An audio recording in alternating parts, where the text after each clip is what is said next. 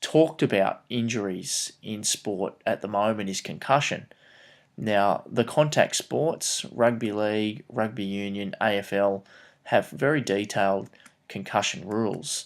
Now, just a little bit about concussion. Concussion is a disturbance to brain function caused by trauma.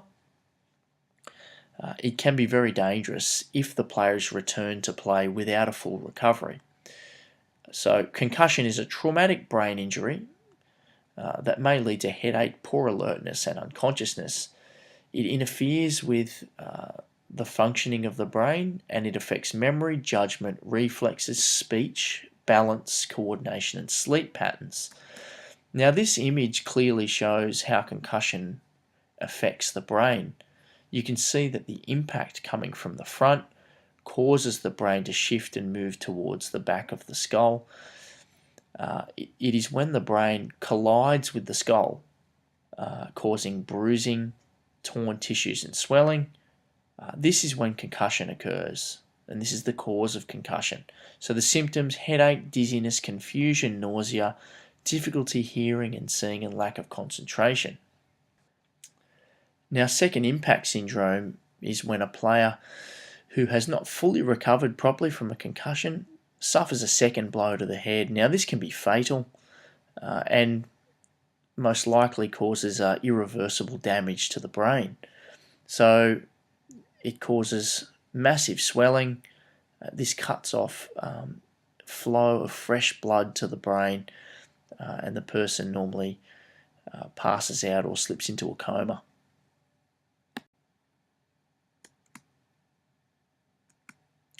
Now, the NRL has a detailed concussion policy. The on-field and sideline tests are conducted by trainers. Now, there is a concussion recognition tool, or the CRT, which is used by trainers on the field. This involves a brief memory test and an observation of signs and symptoms. Now, if the player does not pass that test, they're removed from the field. And they are then assessed by a sports doctor using the SCAT-3 document, or the SCAT-3 test, which is the Sports Concussion Assessment Tool, the third edition. This is a very detailed test, and it's only conducted by medical professionals. If concussion has occurred, the player is not to return, and of course a return to play procedure is then followed. So all documentation is submitted to the NRL for examination, and if a club returns a concussed player to the field, fines of up to $20,000 can be submitted to the club, and loss of competition points. Now, the AFL concussion procedure is very similar to the NRL. Basically, both the NRL and AFL apply the SCAT-3, or the concussion recognition tool. They do not allow the athlete to return if symptoms are unfavourable. They encourage rest, a graduated return to sport, light aerobic exercise, followed by running, and then progressing to non-contact drills, and eventually full contact and gameplay following a medical evaluation and clearance. So clearly you can see in this procedure that if someone has experienced a concussion, they are not to return to play until they have gone through this rehabilitation process. Now, just a quick overview of the pocket concussion recognition tool. Used by trainers and coaches, it involves simple tests such as observation of signs and symptoms and a memory test.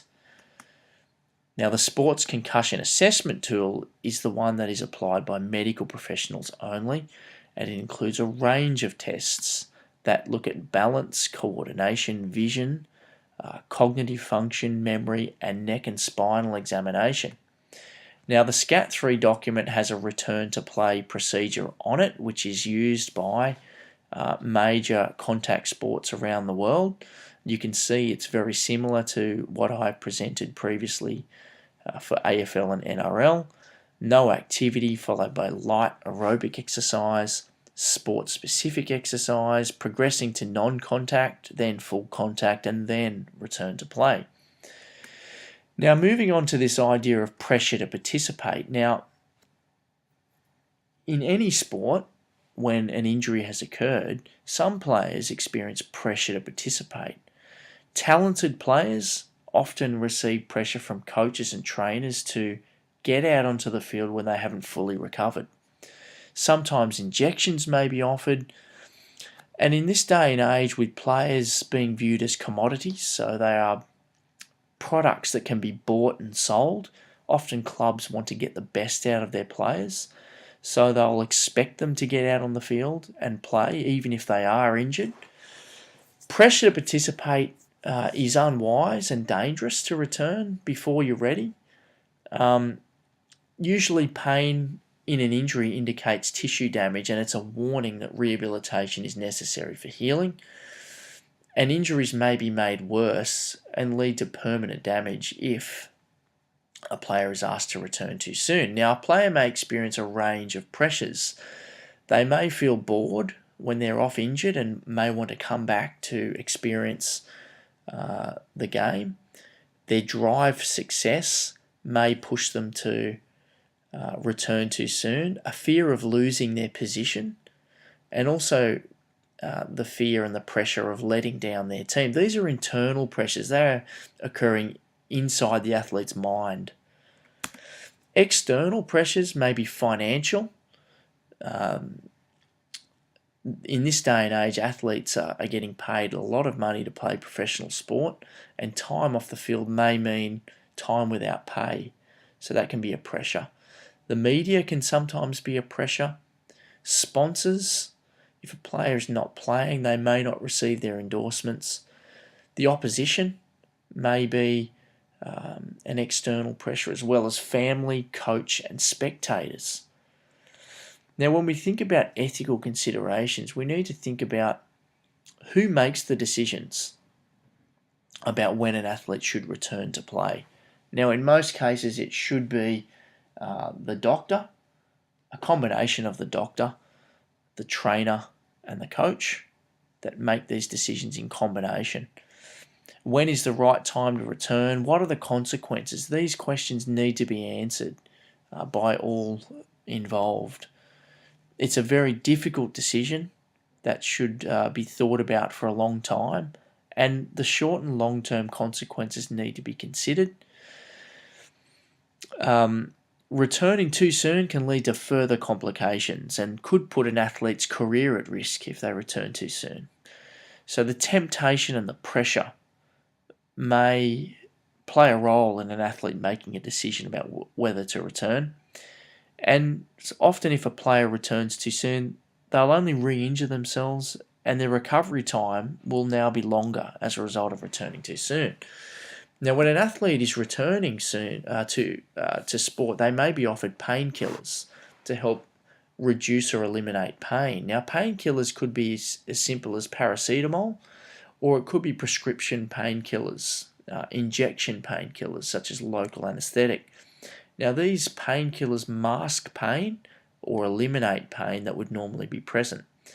Now, the World Anti-Doping Agency, WADA, has banned narcotic painkillers such as pethidine and morphine, but currently there is no restriction for local anesthetics, and it is the discretion of the medical professional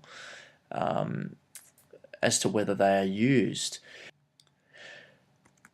Now, why are painkillers dangerous? They're dangerous because they desensitize the tissue that has been injured, and this can lead to further damage without the athlete being aware. This situation prolongs healing and can lead to permanent damage and mutilation of fibres. Pain is the body's response to damage. So when the body experiences pain, generally is an indication that the athlete should stop and not continue. So painkillers should only be used when medically justified, and that is if the athlete can do little or no extra damage, then painkillers may be medically justified. Use of painkillers are becoming a lot more common in sport, and that's due to the pressure. Okay, they are attractive for athletes and for sporting clubs who rely financially on their athletes. Some coaches really need certain players on the field at certain times, and they may encourage the use of painkillers to get them onto the field. And with many advances in drug technology, there are many different types of painkillers that are being developed. So the ethical dilemmas that may occur with the use of painkilling injections, key players in important matches may feel the need to use painkillers to get through the match. Now, the question needs to be asked, should the team prioritise winning over the safety of individuals? This decision needs to be made in consultation between the individual, the team doctor, trainer and coach, but ultimately it is the player's future that is at risk.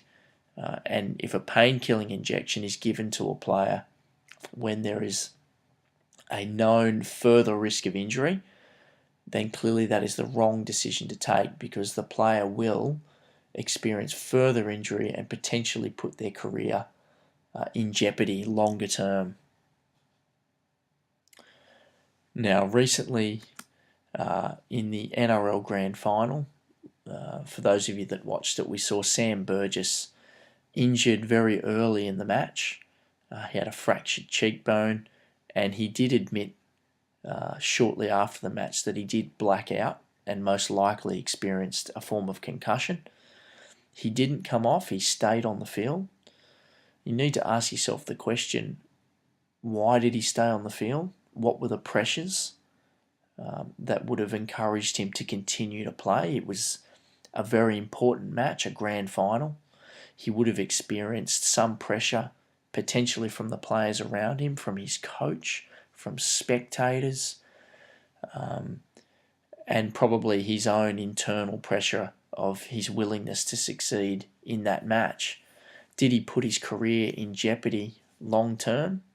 He may have made that fractured cheekbone worse by playing on, and he definitely may have experienced another head injury throughout the match as well, which could have put him at great risk. So the ethical dilemmas occur very regularly in competitive and elite sport,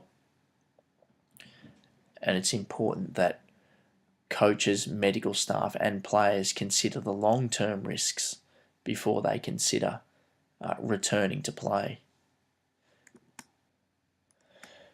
Now, there are a few questions that need to be addressed in relation to the material in this presentation. So, critically examine policies and procedures that regulate the timing of return to play, considering questions such as, why aren't such policies applied to all sports? With regard to concussion policies, it's important to note that contact sports definitely should and do have concussion policies because contact occurs within these sports, and concussion is quite common. So sports such as NRL and AFL, rugby union, have concussion policies because concussion is fairly common. Other sports such as cricket, which has less contact than NRL, AFL and rugby, but they are currently now trialling a new concussion policy.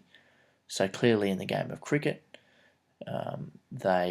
obviously the ball contacting the head of players is, fairly common, can happen, and can lead to concussion. So that's interesting. But then you've got other sports like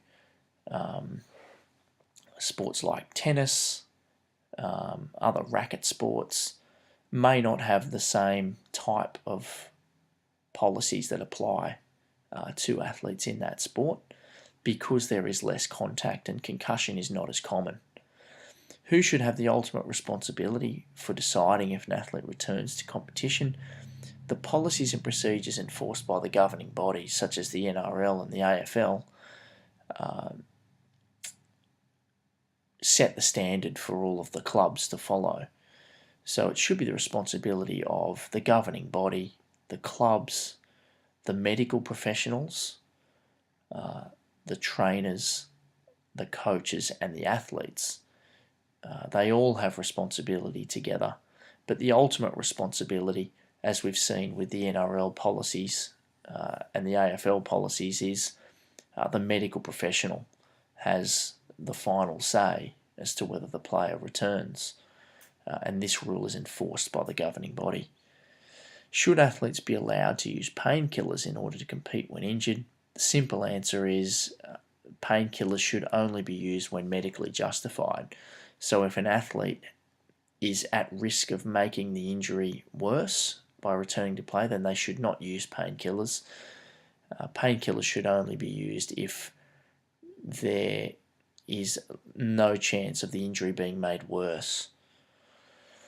That concludes this presentation. Thank you very much for listening.